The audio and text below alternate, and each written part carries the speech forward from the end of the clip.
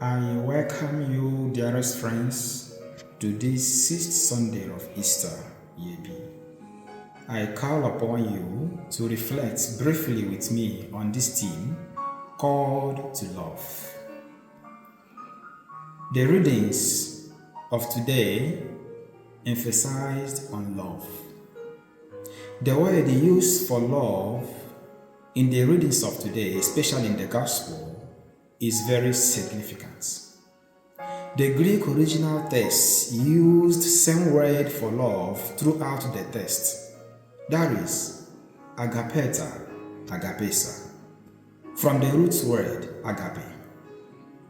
Explaining this word agape, a famous 20th century philosopher and theologian, Joseph Piper, a one-time professor in the University of Münster, West Germany, in his famous work, Faith, Hope and Love, described agape as a love that is not selfish, a love that thinks of the other first.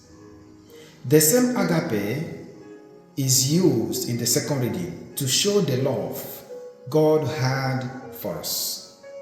Thus, the love Christ is talking about in the gospel today is not eros, which is more of sensational love. Is not philia, which is the love that exists among siblings. Is not even ludus, which is love at first sight, but it is agape. Paul outlines the qualities of this love agape in 1 Corinthians chapter 13 from verse 4 downwards. Paul says, "This love is kind, is patient, is upright, is righteous, not jealous or envious, not proud or arrogant, not rude, not self-seeking, not taking account of wrongs, not unjust, but it is truthful and never fails." Little wonder in the first reading of today, a pagan could be among God's favorites, to the point of the head of apostles going to his house and extending salvation to him. What an honor!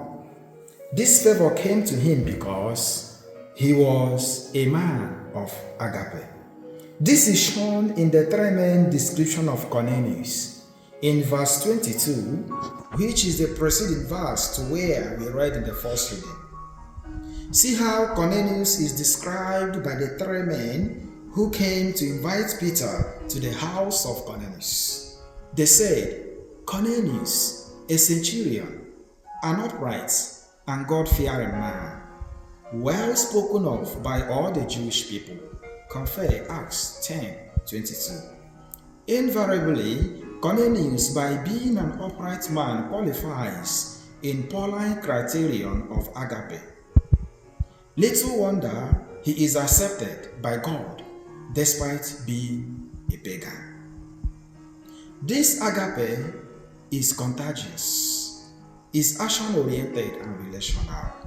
It cannot be bottled, but must be expressed.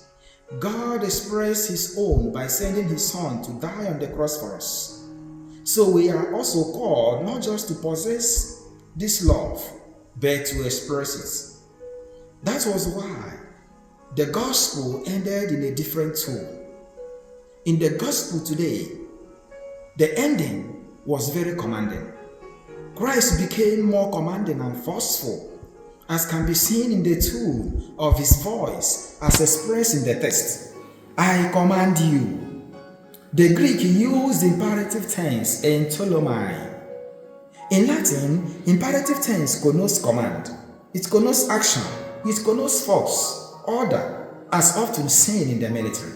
So Christ is no more appealing, but is now commanding that it is what you and I should do.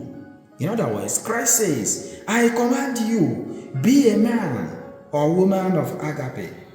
In other words, I command you, do not be proud, do not be selfish, do not be arrogant, do not be unjust, do not be untruthful, but be upright, be just, be truthful, be selfless, be merciful. Dearest, this love is what the world needs today.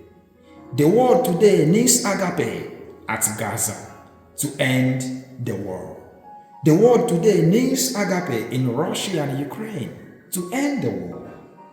The agape is needed in all the war-stricken countries and places. Agape is needed in families, in churches, in government houses, in organizations, in leaderships. When leaders rule with agape, corruption and selfishness will disappear. When this love abides in our life becomes a better and a happier one. Mother Teresa of Calcutta will always say, we do not need guns and bombs to bring peace and prosperity. We need love and compassion. And you know what? That love is agape. Peace be with you.